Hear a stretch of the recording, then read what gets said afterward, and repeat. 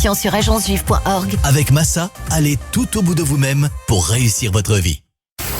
Radio J, l'info week-end, Laurence Kahn.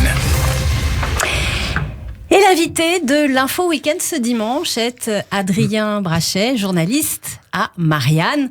Adrien Brachet, bonjour. Bonjour. L'une des actualités politiques de ce dimanche, c'est la primaire populaire à gauche. À moins de 3 mois de l'élection présidentielle, ce scrutin qui réunit 467 000 citoyens, très exactement, tout à fait, délivrera son verdict ce soir. Vous vous êtes penché sur ce scrutin avec votre confrère Lou Fritel et plus précisément sur les deux personnages, sur les deux personnes qui sont à l'origine de cette primaire, dans un papier à lire dans Marianne bien sûr. Je veux nommer Samuel Grybowski et Mathilde Imer, les initiateurs décriés de la primaire populaire. C'est le titre de votre article. Alors, ces deux jeunes militants, l'un issu de la sphère catho de gauche, l'autre des mouvements écolos, sont accusés d'orienter la compétition dans leur sens, écrivez-vous. Alors, qui sont ces deux représentants qu'on ne connaît pas forcément au niveau du grand public? Comment sont-ils arrivés à organiser cette primaire que tous les candidats déclarés ont refusé, sauf Christiane Taubira. Voilà, une primaire populaire qui en tout cas fait beaucoup parler. Oui, tout à fait. Bon, alors comme vous l'avez très bien dit, en fait, Samuel Grybowski et Mathilde Imer, ce sont deux militants, deux personnes issues d'une sphère très politisée, très militante. Samuel Grybowski, il a créé en 2009, quand il avait 16 ans, une association qui s'appelle Coexister, qui est une association de dialogue interreligieux, mais qui a été critiquée par une partie de la sphère laïque pour avoir une vision plutôt pas très universaliste de la laïcité, et plutôt une approche multiculturelle de la société, plus à l'anglo-saxonne, si vous voulez, de la vision des religions. Et on lui a reproché d'entretenir des liens avec, à une époque, le CCIF, avec qui il a pu signer des tribunes.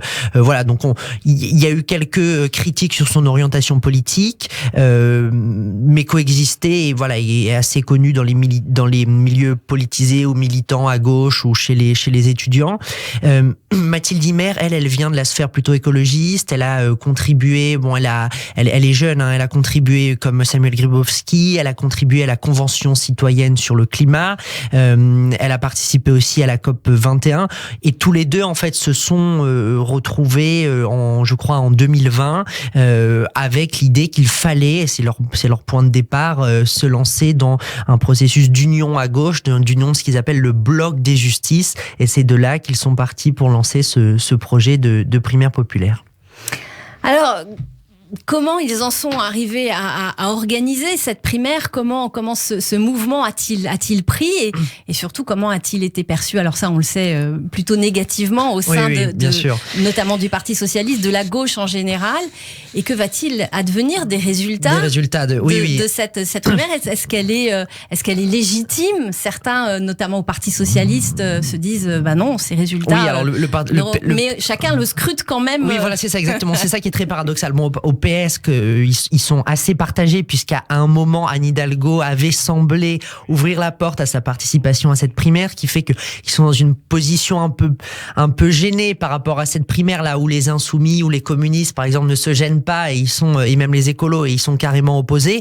Mais la vraie question que vous posez, c'est la question de la légitimité, en effet, de cette primaire. C'est-à-dire que si on compare à la primaire écologiste et au congrès des Républicains, en effet, ils ont plus d'inscrits. Ils sont à 467 000 inscrits, vous l'avez dit. C'est la primaire, finalement, qui va réunir le plus d'inscrits depuis le début de cette présidentielle. Néanmoins, si on compare avec les primaires des années précédentes, la primaire de la gauche en 2017, c'est 2 millions d'inscrits. La primaire des Républicains, de la droite, plutôt primaire ouverte, en 2017, c'était 4,4 millions. Donc il faut aussi remettre dans le contexte, en disant que oui, par rapport aux autres primaires de cette année, en effet, c'est plus important, mais si on regarde aux primaires précédentes dans l'histoire politique, c'est quand même très peu. Il y a un mode de scrutin aussi qui est très particulier, qui est un scrutin où en fait les électeurs vont attribuer des mentions favorables, défavorables aux candidats. Donc c'est pas seulement un scrutin où on dit je veux voter Christiane Taubira ou tel candidat.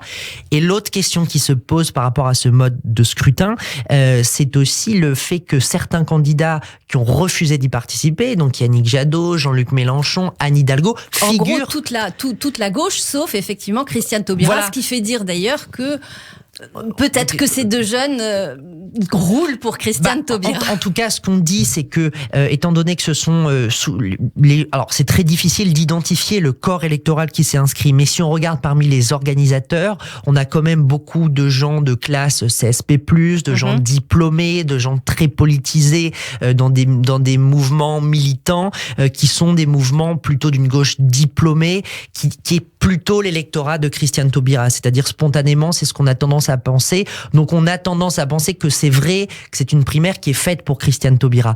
Maintenant, il y a tellement d'incertitudes sur le corps électoral des primaires, c'est toujours très difficile de sonder les primaires, donc c'est difficile de savoir si Christiane Taubira va vraiment en sortir vainqueur, mais c'est vrai qu'elle est quand même ultra favorite. Après, la question que vous posez, c'est en effet, qu'est-ce qui va se passer à l'issue de cette primaire ? Oui, et est-ce qu'elle va laisser des traces ? Parce que ces deux jeunes veulent effectivement renverser la table, en fait.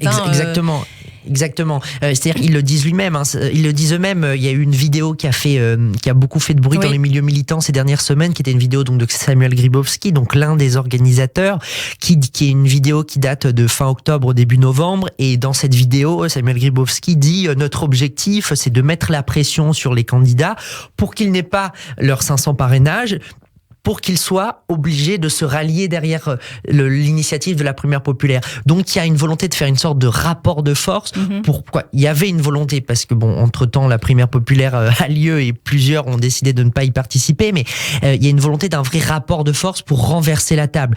Le risque, en fait, c'est que ça apporte de la confusion, que ça apporte une candidature de plus. Christiane Taubira avait elle-même dit « je ne veux pas être une candidature de plus », mais dans les faits, aujourd'hui, c'est un peu ce qui est en train de se passer. 4% à peu près des intentions de vote selon les différents instituts de sondage. Alors c'est vrai qu'elle va pouvoir utiliser, si encore une fois, si elle sort en tête de cette primaire, cette sorte de légitimité en disant moi j'ai cette légitimité, vous n'avez pas voulu vous y confronter, mais ce qui est quand même difficile, c'est que Christiane Taubira est apparue dans le champ de cette présidentielle quand même relativement tard. Elle fait une vidéo en décembre en disant j'envisage de me présenter. Finalement en janvier elle officialise sa candidature. C'est quand même très peu de temps avant l'élection présidentielle. C'est très difficile d'installer à si peu de temps une candidature. Peu de gens connaissent son programme, c'est-à-dire qu'elle est une figure pour toute une partie de la gauche, mais peu de gens jusque-là... Elle est quand même une personnalité aimée des Français, mais ce qui ne fait pas forcément une candidate sur lesquelles les électeurs... C'est-à-dire que surtout à gauche, et surtout dans la gauche diplômée, dans la gauche CSP+, c'est une figure. C'est vrai que c'est elle qui a porté le mariage pour tous, c'est vrai que elle a des envolées très lyriques, que c'est une intellectuelle, donc elle incarne quelque chose. Mais pendant très longtemps, on n'a pas su ce que pensait vraiment économiquement Christiane Taubira, ce qu'elle pensait de plein de sujets économiques et sociaux, de la réindustrialisation. C'est seulement maintenant qu'elle commence vraiment à prendre position sur ces sujets-là. Et une campagne présidentielle, c'est pas seulement un positionnement sur les questions sociétales, et ça on le connaît du côté de Christiane Taubira, mais c'est un positionnement sur plein d'autres sujets. Et c'est ça la difficulté. Et puis si on regarde le parcours de Christiane Taubira, mon collègue Adrien Matou l'a très bien fait à Marianne.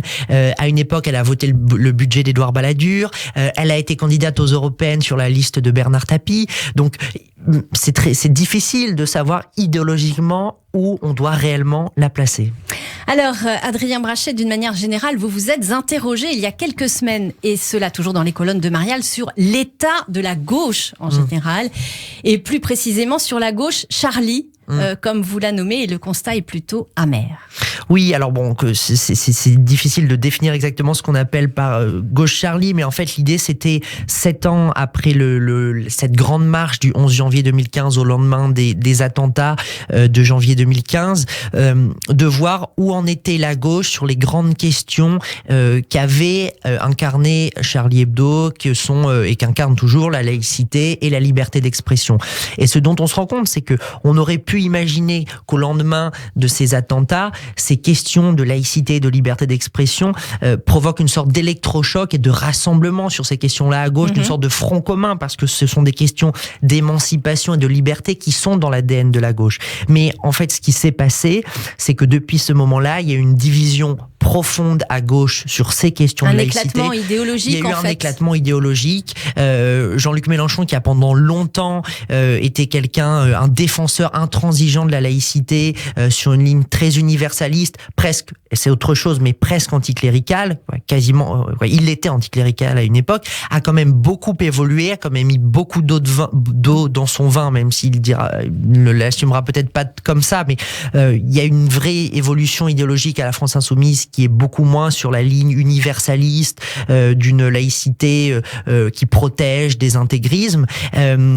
Et à l'inverse, le Parti socialiste tente, lui, de revenir sur l'ADN historique d'une laïcité à la française. Ils ont refusé, par exemple, de participer à la marche contre l'islamophobie au lendemain de l'attentat à la mosquée de Bayonne en 2019, qui était organisée notamment par le CCIF. Donc le Parti socialiste, lui, a eu une tendance très claire. Ils ont dit à cette époque, nous n'y participerons pas.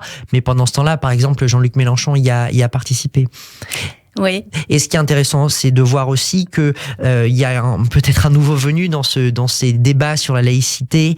C'est la position de Fabien Roussel, qui a organisé. Charb était un très proche du Parti communiste, qui a organisé une sorte d'hommage à Charlie Hebdo, au siège du Parti communiste, qui assume de se positionner sur la question de la laïcité, qui est une question profondément ancrée à gauche dans ce qu'elle véhicule d'émancipation des individus, de liberté, et qui est, c'est vrai, récupéré par une partie de la droite. Mais si une partie de la droite récupère ce sujet-là, c'est aussi parce que, et Riss l'a dit dans nos colonnes, le patron de Charlie Hebdo, c'est parce qu'une partie de la gauche l'abandonne aussi. Eh bien, c'est sur ce constat d'éclatement de la gauche, peut-être une refonte après cette primaire populaire dont on aura encore une fois le résultat ce soir. Exactement. Donc, on a hâte de vous lire pour la suite, pour l'analyse de la suite peut-être de ce scrutin. Adrien Brachet, journaliste à Marianne. Merci d'être passé par Radio J en ce dimanche matin. Belle journée à vous. À vous aussi. Radio J, l'info week-end, Laurence Kahn. Radio J, les enfants de la République, Frédéric Aziza. Ce dimanche.